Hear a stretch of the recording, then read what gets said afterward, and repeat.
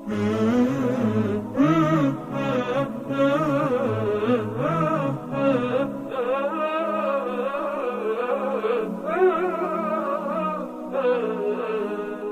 الله الرحمن الرحیم. کتێبخانەی ڕۆشنایی دەنگی. ناوی نامیلکە. چۆن دەبیتە خۆشەویستی مێردەکەت.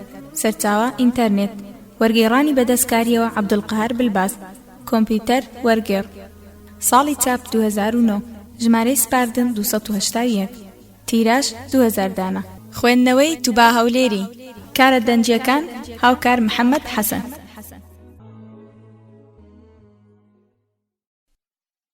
خوێنەری بەڕێز ئەم تڕاکە بە کۆتا هات.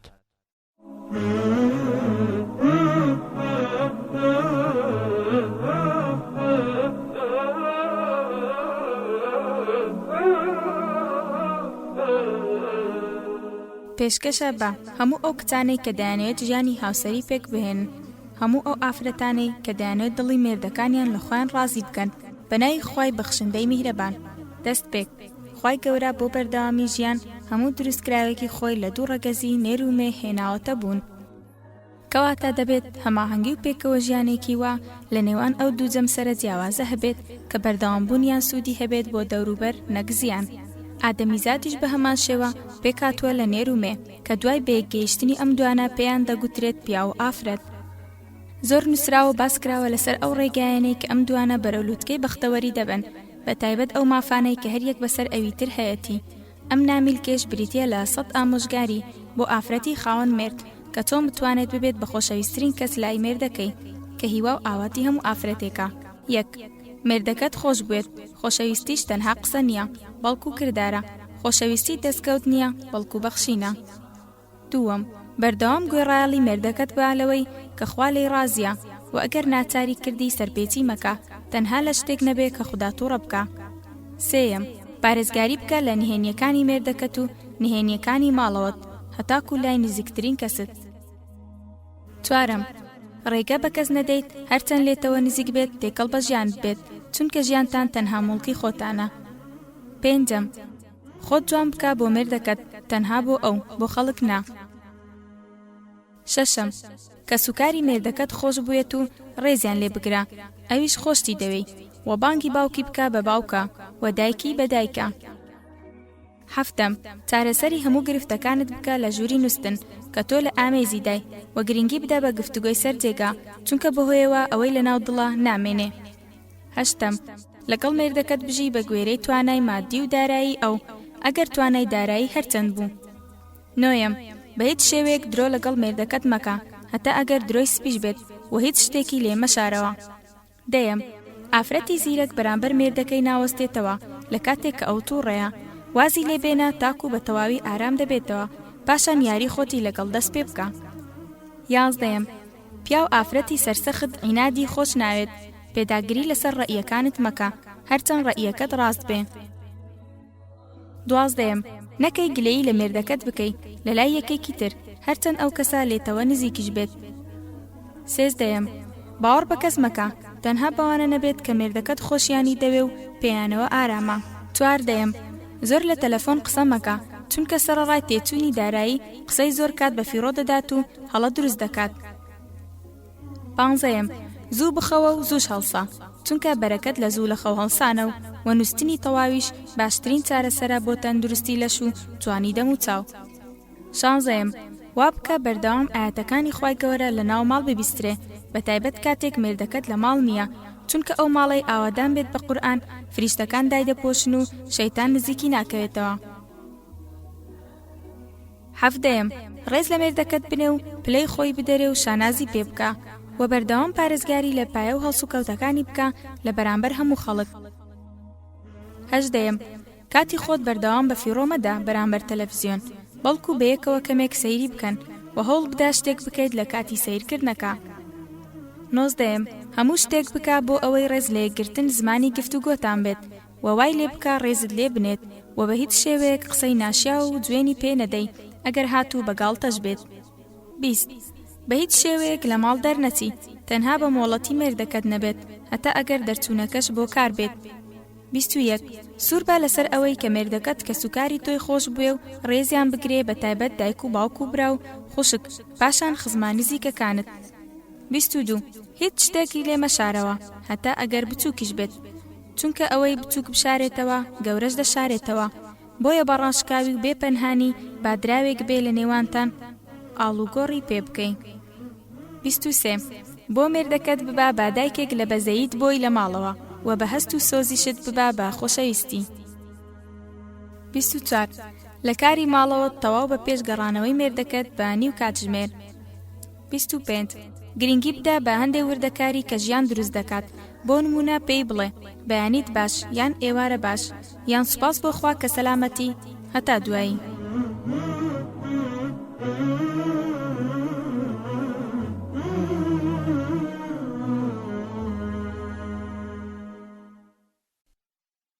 خوێنەری بەڕێز ئەم تڕاکە بە کۆتا هات.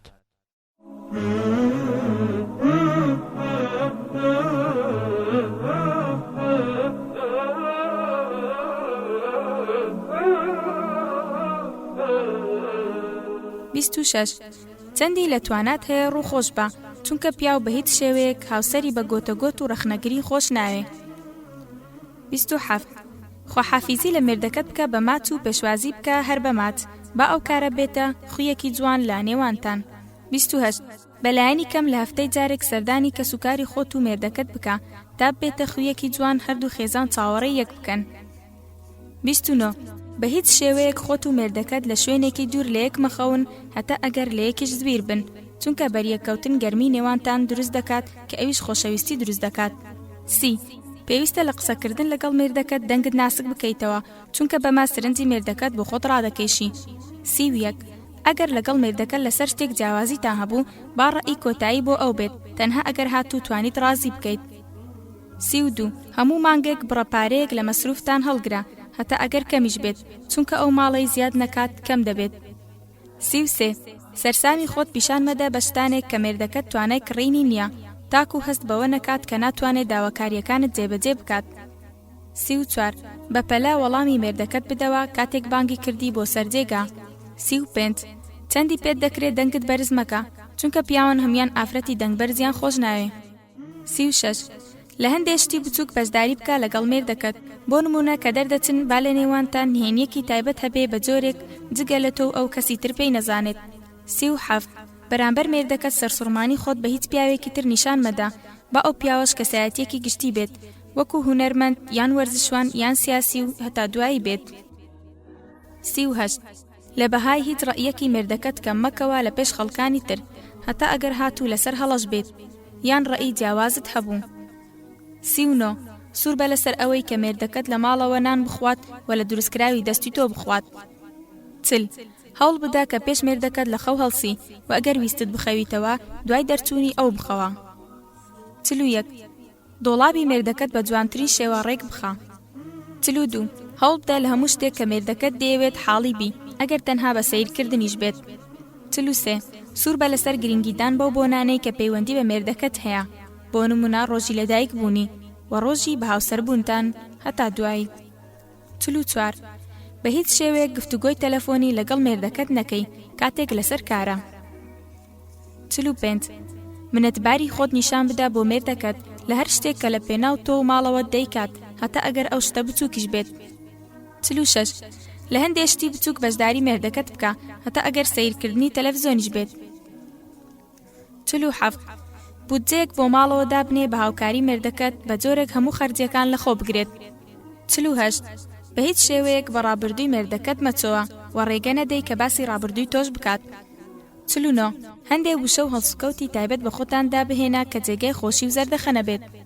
50 هەندێک شت لە مێردەکەت داوا بکە کە حەزی لێ دەکەیت، بۆ نمونە بڵێ پێم باشە قژت وا چاک بکەی یان بەم شێوەیە جوانی هەتا دوایی.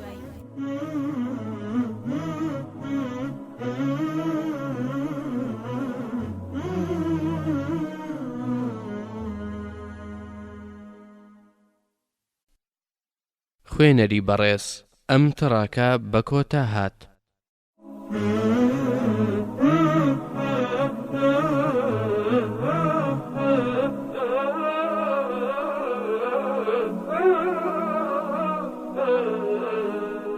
51 شەرم و شکۆ تاجی سەری ئافرەتە پیا و ئافرەتی بێچاوڕووی خۆش ناوێ بە پێچاوانەوە حەز بە شەرمنی دەکات 52 پاک و خاوێنی ماڵەکەت بە خاوێنی گەرما و چێشتخانە دەست پێ دەکات کەواتە سوور بە لەسەر خانەڕاگرتنیان بە باشی 53 بە درێژایی کات پزمە بەستە بە یەکێک تا لە کاری ماڵەوە یارمەتیت بدات و کارت لەگەڵدا بکات 54 لە کاتێک کە مێردەکەت لە ماڵ نییە ئاگاداری گفتوگۆت بە لەگەڵ فرۆشیارانی بەردەرگا و زۆر دەرگیان بە ڕوودا مەکەوە 55 زیاد لە پێویست لەگەڵ دراوسێکانت تێکەڵاو مەبە 56 لەگەڵ کەسی نزیکی مێردت گفتوگۆ بکە هەتا ئەگەر بە تەلەفۆنیش بێت بە تایبەت ماڵی مام و پور و خاڵ 57 پەیوەندیەکی گەرم و گوڕ دروست بکە لە نێوان دایکوت و مێردت بۆ ئەوەی پەیوەندیەکان تەنها بریتی نەبن لە ناسیاوی و سەردانێکی سادە 58 پێویستە هەموو ساڵێک شتێکی نوێ لە ژیان تو لە ماڵەوەت زیاد بکەیت 59 ئاگادار بە ترسناکترین ساڵی هاوسەری ساڵی یەکەمە پاشان 5 ساڵی دواتر 6 ڕوودا و کارەساتی ناخۆش بۆ مێردەکەت لە گۆڤار و ڕۆژنامەکان نەخوێنیتەوە 61 زۆر خۆت بە خواردن خەریک مەکە لە کاتێک مێردەکەت لە ماڵە 62 سوور بە لەسەر کاتەکانی نووستنی مێردەکەت چونکە پیاو ئەگەر خەوی کەم بوو هۆشی لە دەست دەدات 63 یارمەتی مێردەکەت بدە لەو شتانەی پەیوەندی بە کارەکەی یان خوێندنی هەیە ئەگەر بۆ ئەمە داوای لێ کردی 64 داوای یارمەتی لێ بکە ئەگەر تۆ لە قۆناغەکانی خوێندنی تا هەست بە گرنگی بکات 65 بە تەنیا بڕیار مەدە و پاشان پێی ڕابگەیەنی بەڵکو بەشداری پێ بکە لە دەرکردنی بڕیارەکان 66 لە کاتی لەبەرکردنی جلوبەرگ بۆ دەرەوە یان بۆ هەر بۆنەیەک ئەوە پرس و ڕای پێ بکە 67 بۆ هەر ئاهەنگێک ئەو قات و جلەی بۆ هەڵبژێرا کە لەبەری دەکات 68 هیچ بنەمایەک بۆ پەیوەندی تایبەتیەکانتان دامەنێن باشترین بنەما ئەوەیە کە هیچ بنەمایەک نەبێت 69 بەشداری پێ بکە لە هەندێک شتی بچووک بۆ نمونە لە دروستکردنی زەڵاتە یان ڕێکخستنی گەشت 7 وا چاکە بەشداری لەگەڵ بکەی لەو وەرزشەی ئەنجامی دەدات 71 بەردەوام هانی بدا بەرەو پێشکەوتن لە کارەکەی 72 زۆر لەلای ئەو باسی سەرکەوتنی مێردی هاوڕێکەت مەکە لە کارەکەی 73 ئەگەر تووشی هەر ناخۆشیە کات بۆ نمونە پێکدادانی ئۆتۆمبیل و ئەوە هەوڵ بدا ئازارەکەی لەسەر کەم بکەیتەوە 74 خۆپەرست مەبە 75 هەوڵ بدا خۆڕابهێنی لەسەر ئەو شتانەی حەزی لێ دەکات و ڕای بهێنە لەسەر ئەو شتانەی تۆ حەزی لێ دەکەی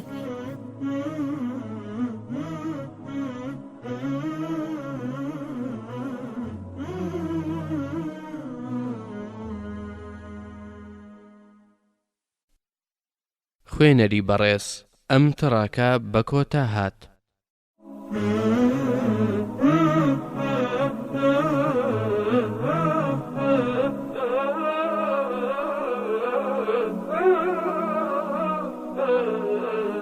هەفتا شەش لە بەرامبەری ئەو خۆت بە بێهێز بەرامبەر ئارزوەکانت نیشان مەدە 77 ئەگەر لە مێردەکەت تووڕە بووی ئەوە لە کاتی تووڕەبوونەکە لێپێچینەوەی لەگەڵ مەکە 78 ئەگەر مێردەکەت لەو کەسانەیە کە هەست و سۆزی خۆی دەشارێتەوە ئارامی لەسەر بگرە تا خۆی ئارەزوو دەکات بیدرکێنێت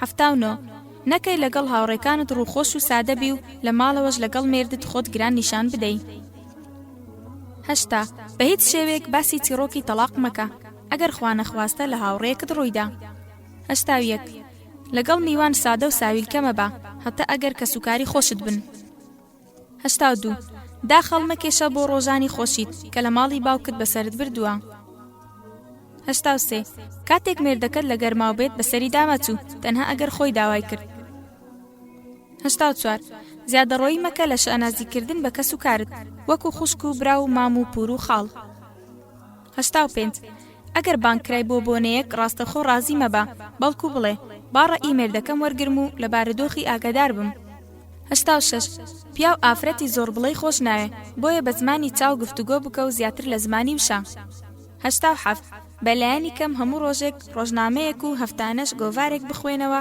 تاوەکو ئاگاداری بارودۆخی دنیا بیت 88 بە هیچ شێوەیەک گلەیی لە مێردەکەت مەکە و داوای هیچ شتێکی لێ مەکە لەو کاتە ناسک و خۆشانەی کە لەگەڵ یەکن 89 خۆت هەڵسا بە داخستنی دەرگا و پەنجەرە و گرتنەوەی ئاو و غازی ماڵەکەت هەموو شەوێک و پێش هەر دەرچوون یان گەشتێک 90 باسی پلانی داهاتوی خۆتان بە هیچ شێوەیەک لای کەس مەدرکێنە با ئەو کەسە هەرکێ بێت.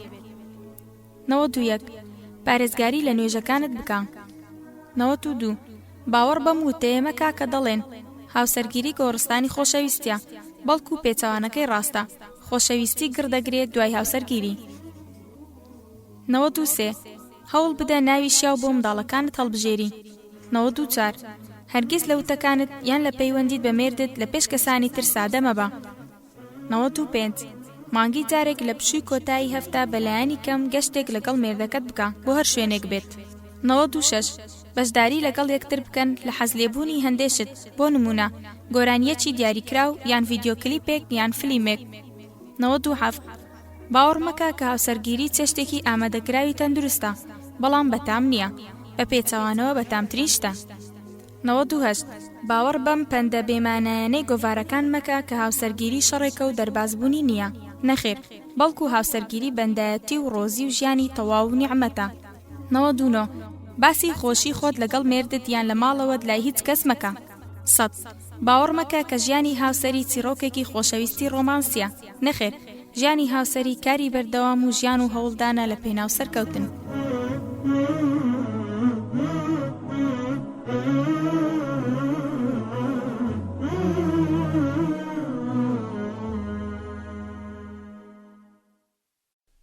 خوێنەری بەڕێز ئەم کتێبە بە کۆتا هات.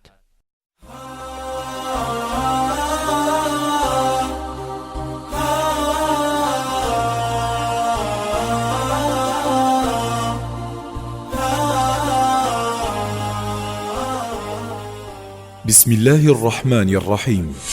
کتێبخانەی دەنجی ڕۆشنایی، بەرنامەی کاری تۆمارکردنی کتێب لە کتێبخانەی دەنجی ڕۆشنایی لە داهاتوودا بە پشتیوانی پەروەردگار. کتێبخانەی دەنجی ڕۆشنایی لە داهاتوودا دەست دەکات بە تۆمارکردنی کتێبەکانی لەم بوارانەدا. بواری فکری کە تێیدا ململانەی فکری و چەمکەکانی فکر و هەڵسەنگاندنی فکری و بنچینە و بنەماکانی فکر و بەرهەم و بەرووبوومەکانی فکری ڕاستەقینە دەوروژێنێت. بواری پزیشکی کە لە پزیشک و پزیشکایەتی لە ئیسلام و پرسیار و وەرامی پزیشکی و چارەسەری لاشە و خۆپاراستن و فریاگوزاری سەرەتایی و لە چەندان بابەتی تر پێک هاتوون.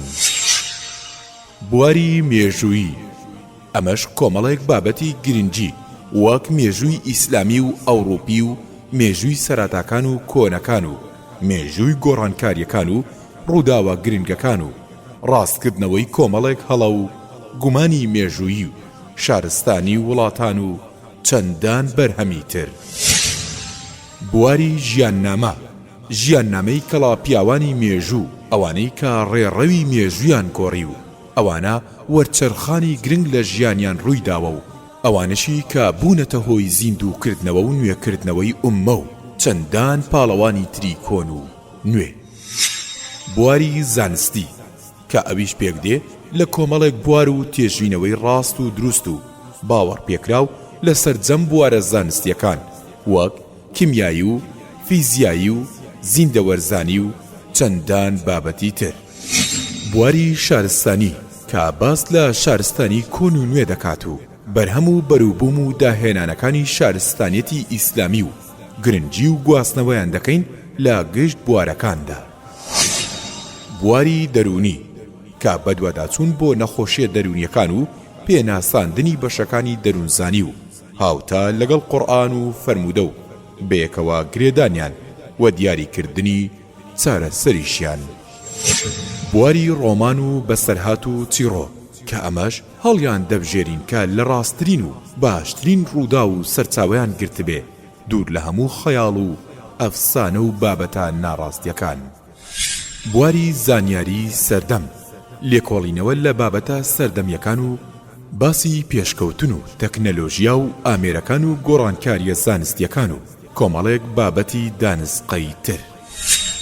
بواری پەروەردەیی کە ئەمەش سەرجەم ئادابە کۆمەڵاتیەکان و پەروەردەکردنی کۆمەڵگە و پەروەردەکردنی منداڵان و پەروەردەکردنی گەنجان و پەروەردەکردنی ئافرەتان و ئامۆژگاری و بیرخستنەوە و ڕێنیشاندان و دەستگیری و ڕاستکردنەوە لە هەڵە و هاندان لەسەر چاکە و جوان مامەڵەکردن لەگەڵ دایک و باوک و دراوسێ و دەوروبەر و هەموو خەڵکی و چەندان بابەتی تر.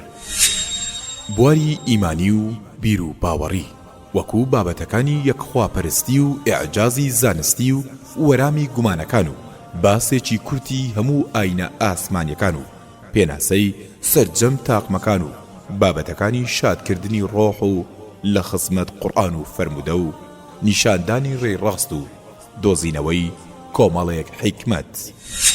بواری هەمەجۆر کە ئەمەش لە کۆمەڵێک بابەتی دیبەیت و گفتوگۆ و فەلسەفە و کۆمەڵناسی و جوگرافی و ئافرەتان و ئابووری و پلە و پایەیان و ڕاستی زانستی و ڕاستکردنەوەی کۆمەڵێک هەڵە و بابەتی جیهانی ئاژەڵ و ڕووەک و ناودەریا و زەریاکان و چەندان بابەت و بواری تر لە خۆ دەگرێ. بواری ئافرەتان ئەم بوارەش تایبەتە بە ئافرەتان کاروباریان و ئەرکەکانیان لە ئیسلامدا و ئەرک و مافەکانیان لە کۆمەڵگەدا جێپەنجیان لە مێژوودا و گرنگی و ڕۆڵیان لە هەڵگرتنی پەیامی ئیسلامدا و پاراستنی مافەکانیان و دیاریکردنی ئەرکەکانیان و لادانی گومانەکان لە سەریاندا و گەڕانەوەی ڕێز و شکۆ بۆیان. تێبینی ئەم بابەت و بوارانە سەرجەمیان لە سەرچاوە ڕاستیەکان و بەو پەڕی بەرپرسیارەتیەوە لە چوارچێوێکی ڕاستی و لە باگراوەندێکی ئیسلامیدا هەڵدەبژێرین ئینشاء الله.